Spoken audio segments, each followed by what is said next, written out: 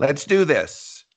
The Cult of Hockey podcast by the faithful and for the faithful. I'm David Staples of the Edmonton Journal, and I'm here today with Bruce McCurdy. Welcome, Bruce. Hey, David. How are you doing today?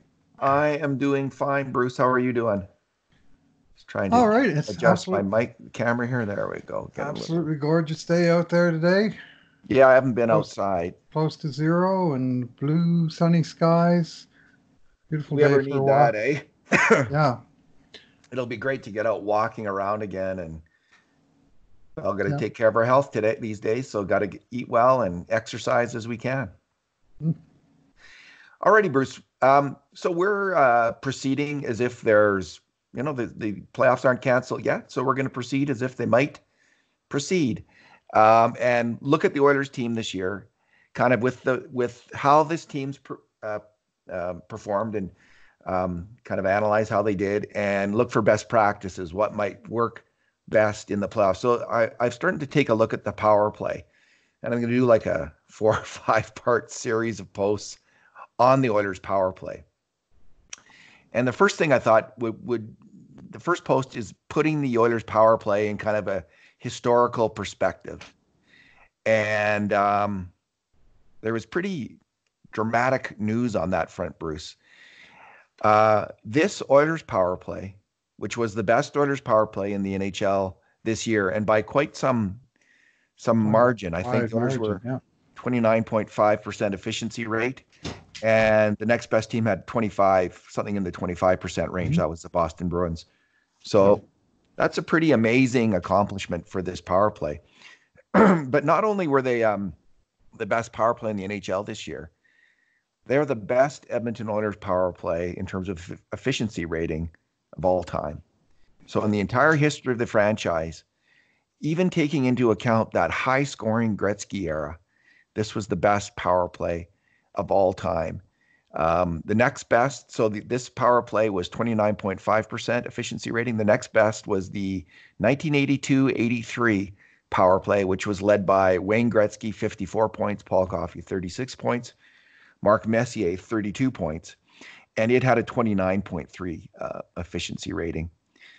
One major difference, Bruce, was that power play was on the ice a lot more. They called more penalties then. That power play scored 86 goals. This one just scored 59 goals. Of course, that was in 80 games at that time. This was in 71 games. But that power play had 3.7 power plays per game. This year, in a time when the Oilers are getting historically low power play attempts, this one had just 2.8 power plays per game. I don't know. I don't know where that Oilers power play ranked compared to other power plays in the 80s in terms of getting power plays. The Oilers are at the bottom of the barrel, are they not, in terms of getting power plays in the NHL right now? It didn't, actually. I've got an actually pretty amazing stat from the 80s. Go ahead.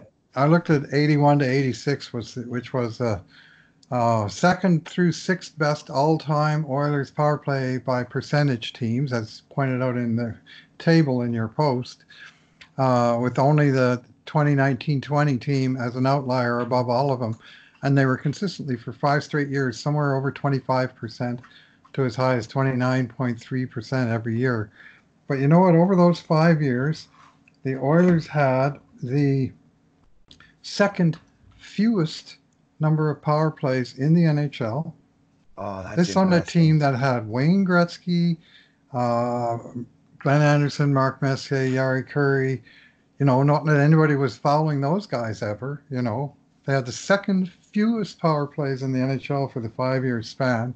The only team that had fewer was the New York Islanders, and the team that was in third place just behind Edmonton was Montreal Canadiens, and those 3 teams won all 5 Stanley Cups that year, and they had the 3 teams that had the fewest power play opportunities. Now tell me the referees were not managing those games, and I will not believe you. So you could look at, I guess that's what we're looking at here. One way to frame it would be, there's a hatred of skill, right? Like they're not, the NHL doesn't take care of its superstars. The NHL doesn't take care of skilled Never players. Has. I think that's not the proper framing, Bruce. I think what you're talking about is the managing of games is the NHL wants to keep games close. So the teams that get ahead, the really good teams, the skill teams, the really good teams, they get fewer power plays because they want to give the team that's behind a power play. Mm-hmm. Now, of course, this Oilers team this year, in the last few years, hasn't been the NHL's best team, but have we gotten fewer power plays than all the other teams in the last few years? Do you know? Well, 2 years ago, the Oilers set the modern record since power play stats were maintained in 1977. The modern record for the fewest number of power plays per game over an entire season. This was the Connor McDavid playing 82 games team that couldn't get a power play, and it wasn't because they were a powerhouse team. Not I mean. Yeah, like, they weren't. They were in the 80s. You look at these. I mean, the Islanders had an absolutely incredible power play for years. Deadly. And the refs screwed them over too. Didn't give them any chances. Didn't give the Oilers any chances. And again, this is over a 5-year span, so it's not exactly a tiny sample. Over that same period of time, the Oilers, by a wide margin, led the NHL in the most number of power play opportunities against. 1,900 times they were shorthanded, and over that span, almost 100 more than any other team. So they were the most penalized and second fewest man advantages, and yet somehow the Oilers still managed to come out on top of special teams by 94 goals. Bruce, are you getting this from Hockey Reference? I'm getting this right off of NHL.com. Okay. Okay. Well, this looks like a post you could do because it would be interesting to know. The other question I have is, so what I'm hoping is we're looking forward to the playoffs here. One of the things I've heard is that the NHL tends to call few more power plays in the playoffs. Mm-hmm. So I'm hoping that the Oilers, if they make the playoffs, if there is a playoffs, they'll make them. If the Oilers do get there this year, that they're going to get that really excellent power play. So we'll have to look in the 80s to see if that trend continued into the playoffs and see what happened to the Oilers in the playoffs. Yeah, this is strictly regular season I've been looking up based on, I'm just looking in the same area that I suspect you found your data.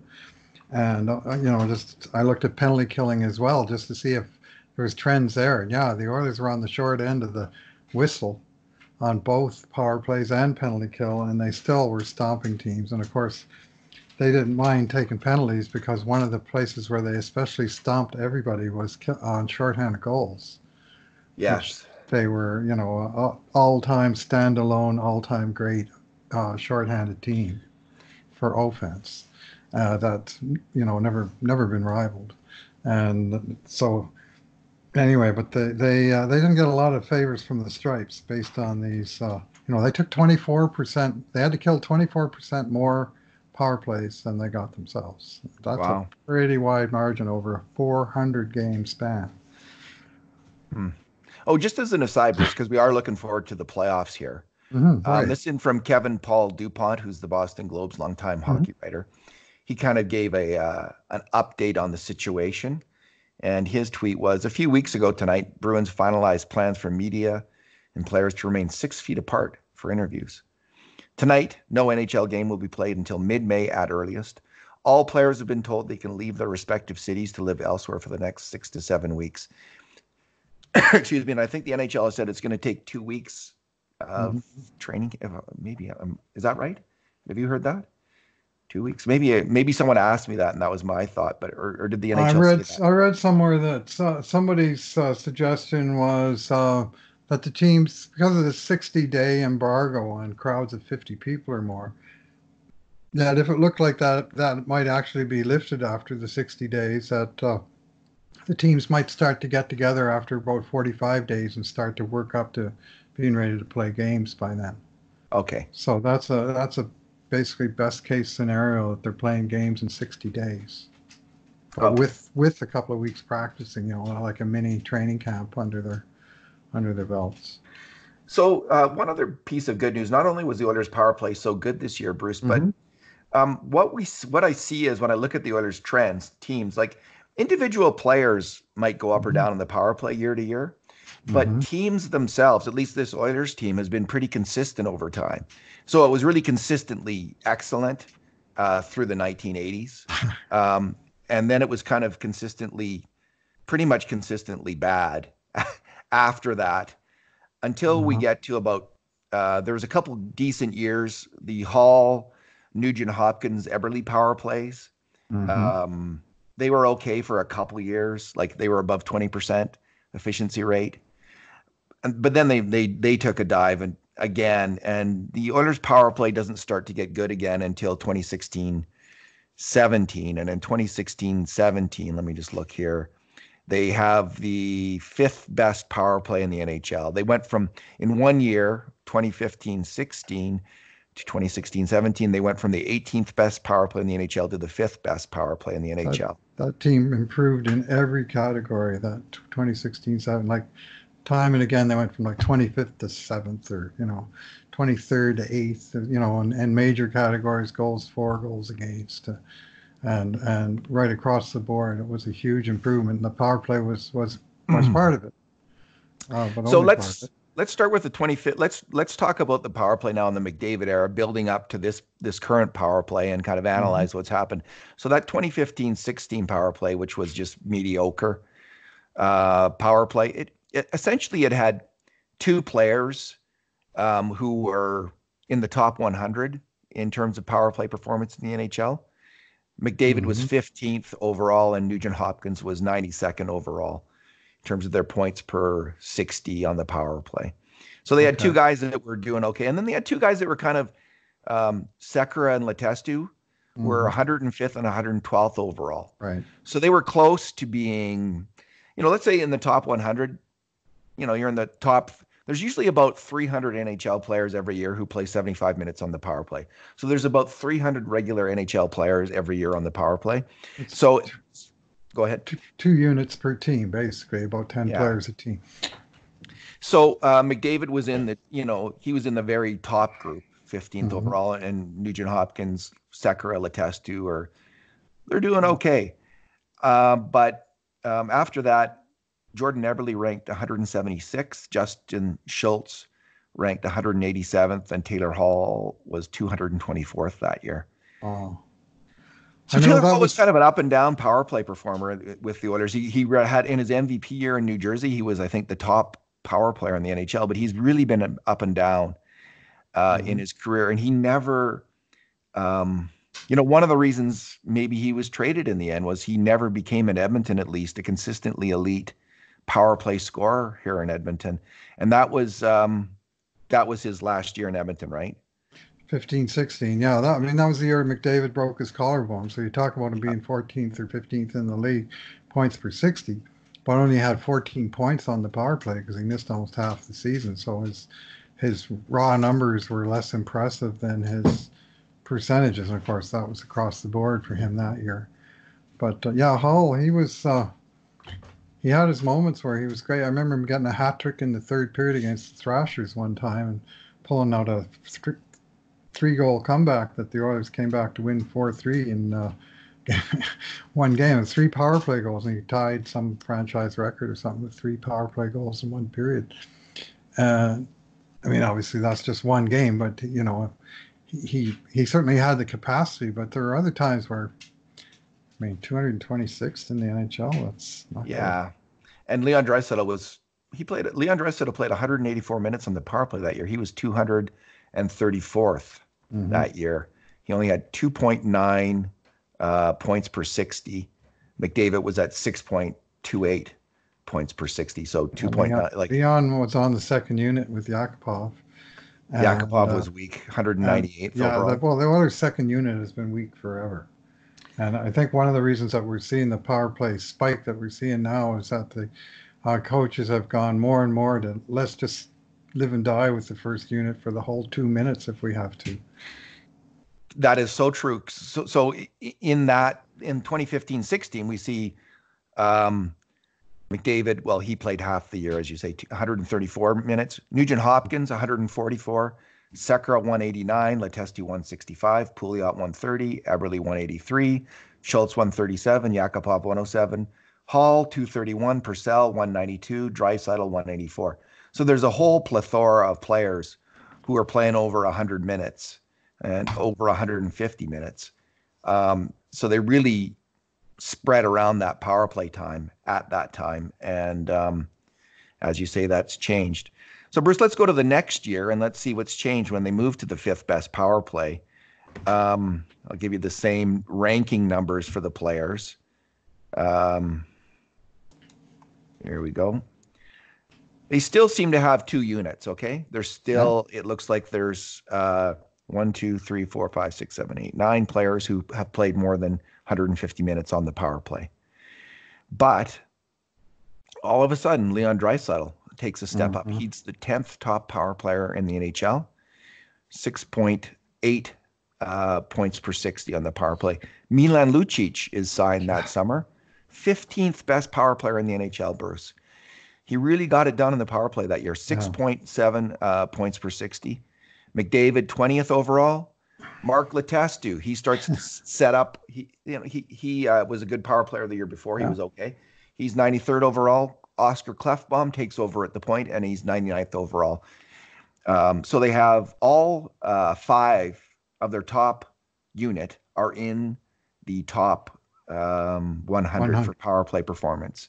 And I thought the key that year was finding Letestu for the left circle with his right shot. And he suddenly in the second half came on, they put him in there, and he started to fire in the goals consistently.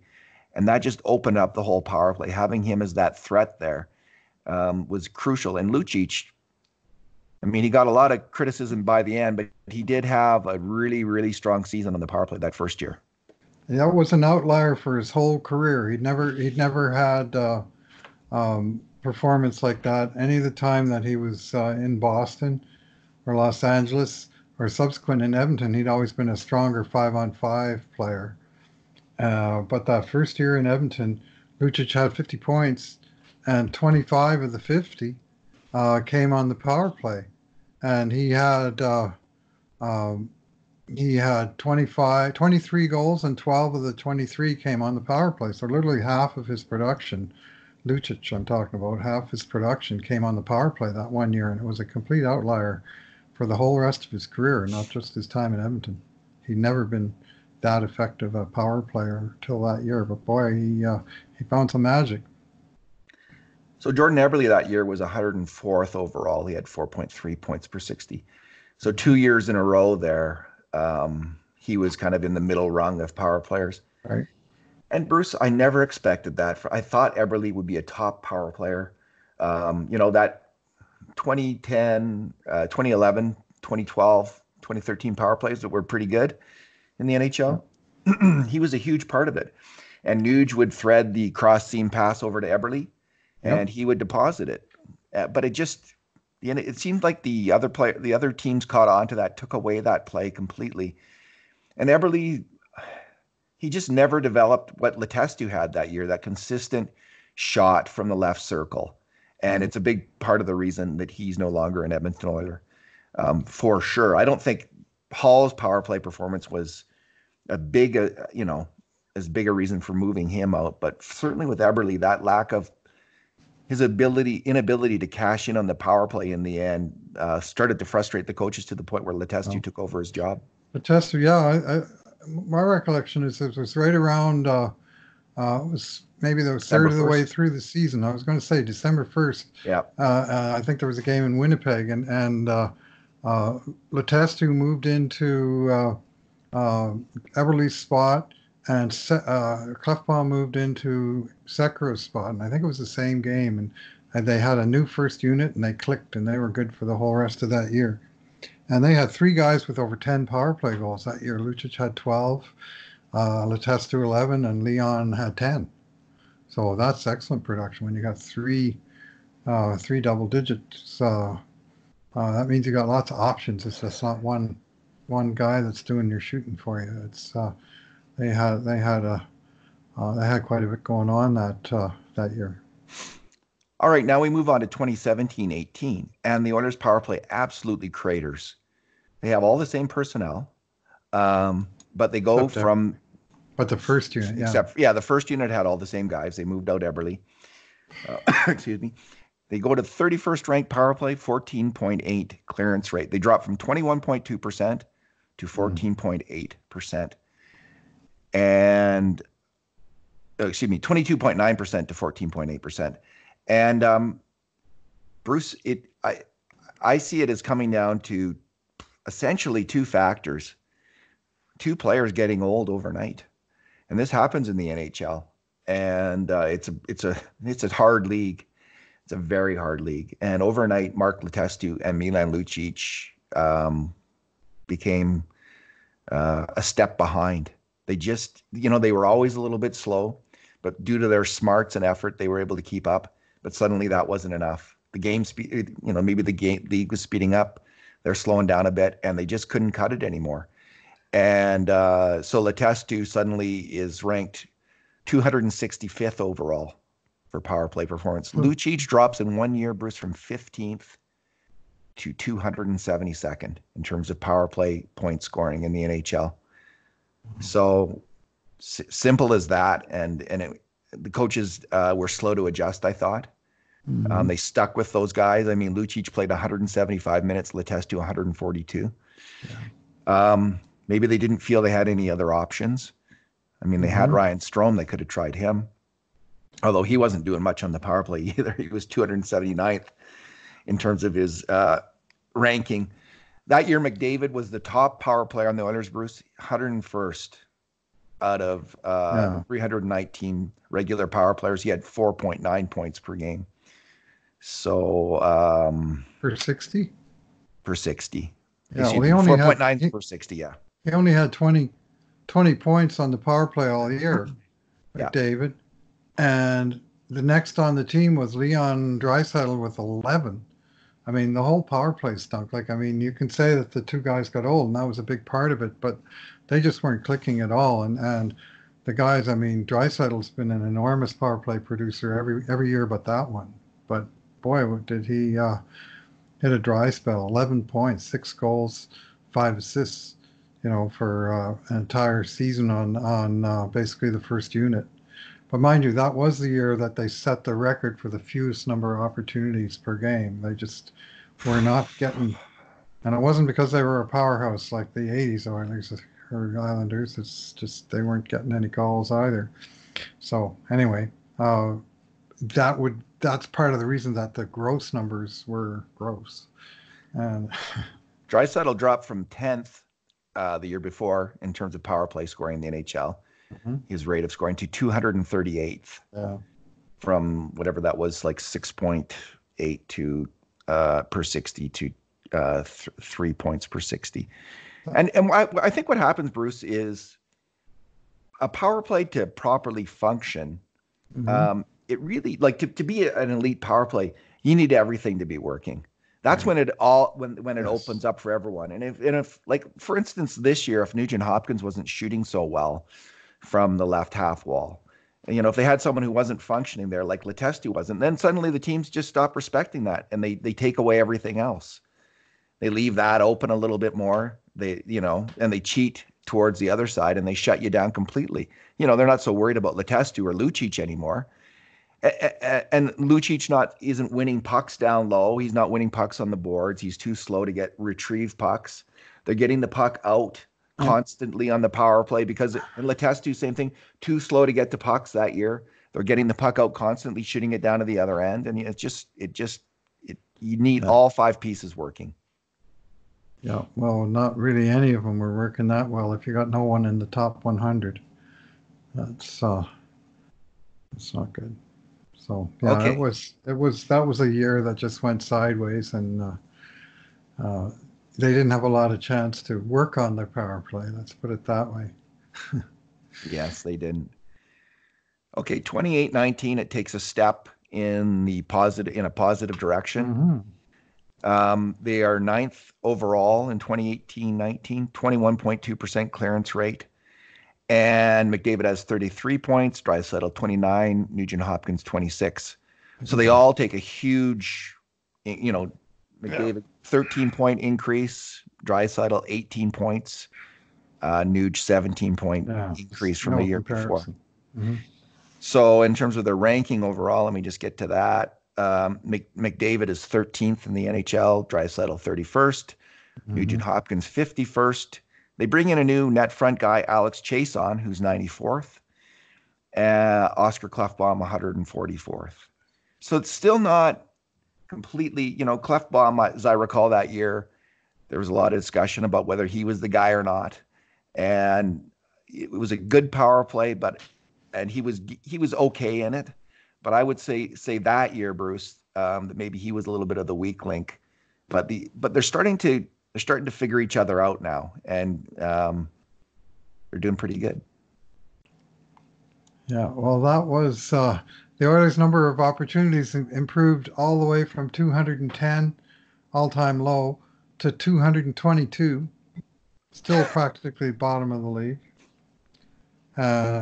But they certainly started to convert way more often. I mean, they went from 31 raw goals to 47, so that's a 50% improvement. Or put another way, they scored 16 more power play goals on 12 more opportunities. So obviously they were converting at a much more efficient rate. Yeah. What do you think of Chiasson? Like, I like him on the power play. I like him way better than I like Lucic. Yeah. For one, and I think I like him better than I like James Neal. Lucic used to drive me nuts. He'd be in front of the goalie, be in a screen, and then as soon as the puck got close, he would step out to the side like he wanted to be, in the middle of a bang, bang, bang passing play, as opposed to just screen the bloody goalie, let the scorers score, Milan. It used to drive me crazy. Whereas Chiasson, if nothing else, he knows his role to a T, and he does it.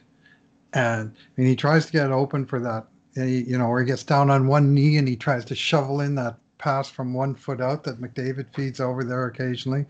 But for the most part, his job is to get in front of the goalie, get in the blue paint, block the goalie's view, engage one of the defensemen, cause a commotion in front, and leave a little bit of room for the other guys to work their magic a little further out. And he does he does it very well. I like Chiasson a lot on the power play, to be honest. He really knows his role, eh? Like he sticks in front of the net like no other. Like I can't remember a power play net front guy on the Oilers who just really is always in front of the net. Like Neal's more of a sniper, and he'll step out, and then when he gets a good shot, he may well bury it. And he's got nice goals numbers, but as a net front presence, I wouldn't say he's as effective as Alex Chiasson. So that 2018-19 year, Lucic ranked 278th out of 325 regular power players in the NHL. They still used him 107 minutes, which was about 70. Like based on his performance the year before, he should have been off the power play that year and not getting power play time at all, I don't think. Klefbom got hurt that year, Bruce, also. Yeah. And Nurse stepped in. Nurse didn't do a very good job. He was 197th out of 325. I guess that's okay for kind of a guy learning the ropes in the NHL and the power play. Not that far behind Klefbom, though, really, no, right? No, not really. And the D-men don't tend to get quite as many points. So when you're lumping them all together like that, they're often going to be down in the second tier. But they had that was the year Lucic, he scored in the first game of the year. In fact, he scored the first goal of the year when the Oilers were playing in Sweden. Remember we did that podcast and I was in Newfoundland and you were here and the game was in Sweden. And Lucic had scored the very, very first goal of the year on the power play. And we're thinking, after his huge drought that ended the previous year, here we go with Lucic. Well, he stayed stuck on one goal for like 3 months. And he only scored one more power play goal the entire year. He got demoted to the second unit, and he scored one of the rare goals that the second unit scored. Last year, I can tell you for a fact that the first unit scored 44 goals, and the second unit scored 3. Season, 3 goals. Based on Lucic's scoring chances numbers, I didn't see him rebounding that year. I know that people were talking about that. I just was not expecting that to happen, and it didn't happen. Okay. Oh, yeah, I can tell you who scored the 3. Lucic got one after he got demoted to the second unit. Jason Garrison got one. Evan Bouchard got one. There you go. That's the entire season's worth of goals from the second unit. How bad is that when I can remember them all? Because there's so few of them. Unbelievable. It's not good. 3 in 82 games. Okay, now we move to this year, top-ranked power play unit, still not getting any chances. And I think it is fair to frame it both as game management by the NHL and the criticism that people make that the NHL doesn't protect its superstars, maybe like the NBA doesn't help those players. I think that's a fair comment based on what we're seeing in the 80s, what we're seeing now. Man, that's because this Oilers team hasn't been a powerhouse in terms of wins. It can't be all game management. So I don't know what's going on. Come on, NHL, do better. So this year with the power play, Bruce, again, the best power play in Edmonton Oilers history, which is that's remarkable considering how great those power plays were in the 1980s, how great those players were. Draisaitl 44 points, McDavid 43, RNH 24. And when we look at their rankings, McDavid was the top power play scorer on a per minutes basis, 10.3 points per 60. Draisaitl was the second best, 9.7 points per 60 out of 290 players. Oh, and Bruce, as an aside, guess who was the 290th top power player in the NHL this year? Valeri Nichushkin.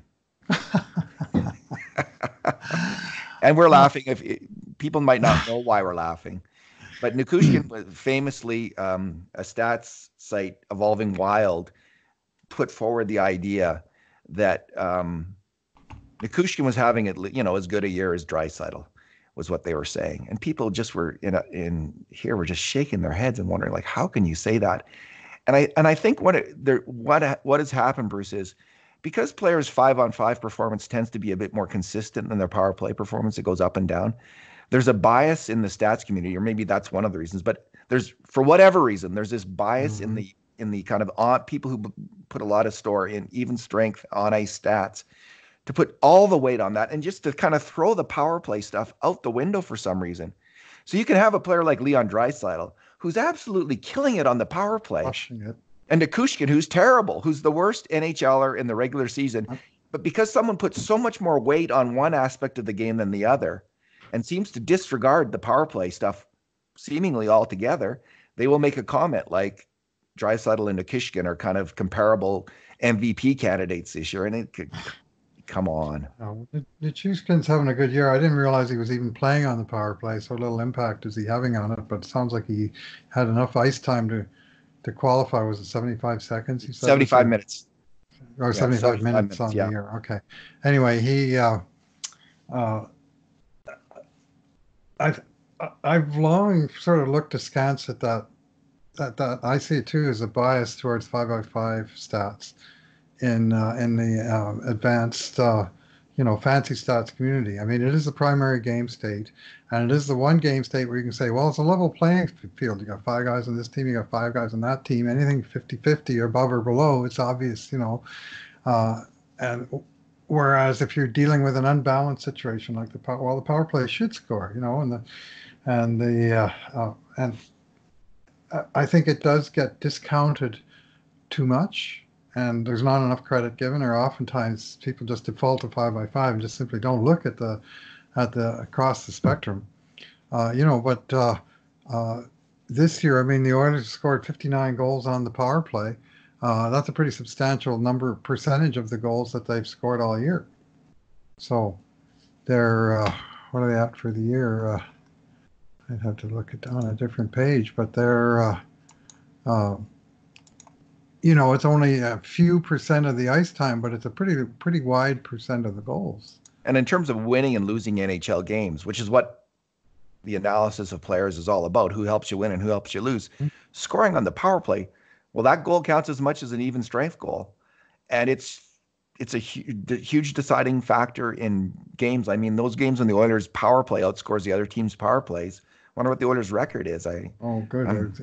There's 2 games this year they got outscored 5-on-5 and won the game because their special teams were +2 or better in that game. So they've got almost over 26% of Edmonton's goals this year have been scored on the power play, on a lot less than 26% of the total game time. So in terms of the Oilers' power play rankings this year, again, McDavid first overall in the NHL for power players out of 290 players who qualified. Draisaitl second, James Neal 26th, Ryan Nugent-Hopkins 41st, Chiasson 66th, and Klefbom 104th, which again, you're right to point out the defensemen are going to be lower down on that because they tend to put up fewer points on the power play. So that's the Oilers' main unit with Neal and Chiasson sharing time essentially, and they're all doing really well. And what I noticed, so a few things. I thought Oscar Klefbom, he answered all the questions I had on him, about him on the power play. He became both excellent at deciding who to pass to. It's usually you're going to pass to the left or the right half wall, and he seemed to evenly distribute it to the right guy at the right time, either to RNH or Draisaitl or McDavid. He put it right on their stick. His passes were so efficient. He was like that point guard in basketball. Like I don't know if you remember Duke with Bobby Hurley. He didn't score much, but he would set up Christian Leitner. There was always those point guards who don't take a lot of shots, but they distribute the ball. Or and if they got two or three talented teammates, they can really make them all look good by figuring out which guy's got the best matchup or the most open floor to work with or what have you, and just a real quick distribution. I likened Klefbom to a point guard a couple times over the course of the season as playing that role, and reining in the long three is like number 4 on his job description, or number 5. I mean, keeping pucks in at the point and then passing them off to those other 3 guys and then shooting. Well, this reminds me, Bruce, there was a strategy I think in other years where they wanted lots of shots from the point. And you'd see Sekera firing. He became known as a shin pad assassin. And you'd think, why are they always shooting from the point? They never go in. Like, this isn't a very good strategy. Yeah. Like, the strategy should be not called coffee anymore, boys. Yeah, to set up all these really great shooters like Draisaitl, McDavid, RNH. Set up those guys down low. Why are you shooting all the time from the point? I always wondered that. And they talked about more shots from the point, But this year they got it down perfectly. Where Klefbom didn't take a ton of shots from the point. That was fairly rare. What he was doing was setting up those other guys, and they had both Chiasson and Neil deadly in their own ways, really effective in their own ways. Neil was around the net a lot as well. Sure. His number of deflection goals were high, and so I'm going to take a look in future posts about which formations actually work the best, who created the most goals. But Neil did outscore Chiasson on the power play, but the power play was effective with both of them. Right. I think it's fair to say. And I think the good news, there's a couple pieces of good news here, Bruce. So in the playoffs, I understand, I'm not sure about this, power plays do go up. So if we make the playoffs this year, this power plays could get more chances to perform. And going forward, we see from the Oilers in the 80s, you get a great power play like this. And this is 2 good years of good power play from the Oilers. I think we can look forward to this power play being strong for years to come. And what we noticed this year was the chemistry that these players had developed with McDavid, moving everywhere on the power play, here, there, and everywhere. Draisaitl on the right, Nuge on the left. They had a number of set plays, and they had a number of options every time that the other guys just couldn't shut them down. They couldn't. There were so many options that the Oilers had. Either put it at net, cross seam, one-timer, back to Klefbom, who's going to redistribute it. Couldn't shut it down. Yeah, well, they one thing that I personally was crying for on the power play was to unlock McDavid. And I thought they had him shackled to the sidewall, and sort of the standard set power play where you put your ace on the sidewall, like Doug Weight used to be years ago. And I mean, McDavid was very good at it, but it didn't really play to his strengths, which is movement. And his ability to sort of flit here, there, and everywhere around the offensive zone, be this wild card out there, while they also have these other weapons. Oftentimes an Oiler goal is scored when there's so much commotion created on the left flank where McDavid spends a fair bit of time, and then the puck will come out across the goal mouth to Leon on the right circle, and bam, it's in the net before the other team knows what hit him, right? And because, I mean, when McDavid was playing the half-wall game, well, they had to put Leon somewhere else, right? And really, that's his strong spot as well. So, yeah, I think, and they've unlocked Leon to a certain extent too. Like, he moves around the zone a fair amount as well. But in the general setting, yes, it's Leon tending to the right circle, from the bumper to the right circle. Nuge in the left circle, McDavid here, there, and everywhere. And then the other guys, one on the point, one in the blue paint, and it's been a pretty successful formula. They really did figure out the roles, didn't they, this year? Like Chason really doesn't. He really is in front of the net, and Neil generally is too. And Clefbaum really is just trying to keep the pucks in and distribute the puck. And Nuge does really tend to stay on the left, and McDavid's everywhere. Like when I think of him on the power play this year, other years it would be him on that right half wall trying to make a play, sometimes making it, sometimes not, and a lot of frustration that they weren't using movement. Remember we talked about this, like the Butch Cassidy Sundance Kid thing, where Sundance was, trying to shoot at the target and not hitting the target because he wasn't allowed to move. And he said, "Can I move?" Yeah. And then when he started to move, he was hitting the target every time. And that's the analogy I was making to McDavid. Nice. He needs to move. He needs to be moving. And Bruce, did we ever see that? The other thing we saw with McDavid this year was when he was injured. There's been years in the past when the Oilers' power play has been crappy because they couldn't set up. And as soon as McDavid was gone from the power play for those, whatever it was, 4 or 5 games, six games, the Oilers were having such trouble again setting up on their power play, gaining the zone on the power play. And he is so good. He just makes that other team back off because he can rush in there. And they just used his speed so effectively, like never before. I don't think they have mastered the zone entry on the power play. And this is why we saw this historic power play this year. It was a thing of beauty. And again and again and again, they were able to score goals. And the good news, Bruce, is more good news is I think with Evan Bouchard and Yamamoto coming up, they've got some other pieces that they're going to be able to slot into that power play. Like if people get injured, for instance, or just maybe figure out a way to slot in. Sometimes the Oilers power play in the 1980s didn't have that net front guy. They would go with 5 skill players. So they might move out a player like Chason and move in Yamamoto, for instance, in years to come. The Oilers power play unit that I remember from that time didn't even have Mark Messier on the first unit. They always ran 2 defensemen, Coffey and Huddy, on the points. And so up front, they would usually have Gretzky, Curry, and Anderson as the first unit, and then Messier and some pretty good guys on the second unit. And the second unit scored more than the second unit scores now. Let's put it that way. I mean, here's a stat for you, David, or just an observation from the stats that you laid out in your post here. This year, Draisaitl has, the Oilers have 59 power play goals, and Draisaitl has 44 points. He's been in on 75% of the power play goals, right? McDavid's got 43 points. He's been on 73% of the power play goals. Last year, he had 33 points out of 47 power play goals. That's 70%. Well, all these teams from the 80s, and here the first scorer was Wayne Gretzky, 9 out of 9 years.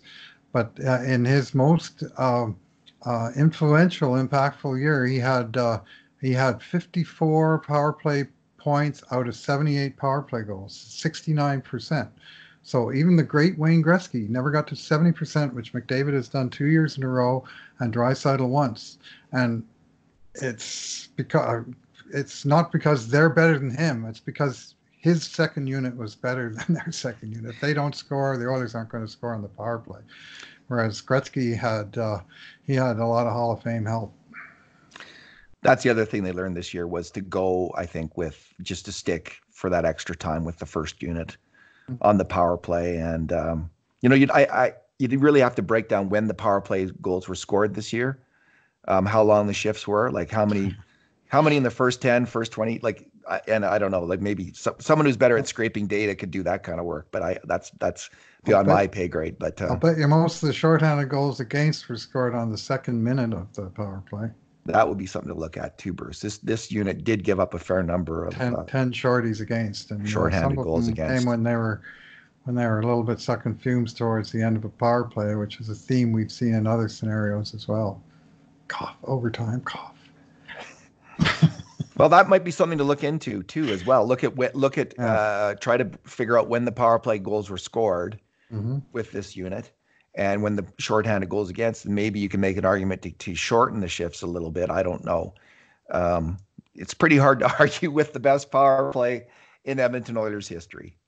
Best by conversion rate Yes. if you look at net percentage, which they also do at the NHL. NHL.com site, they do a net power play percentage, which is uh,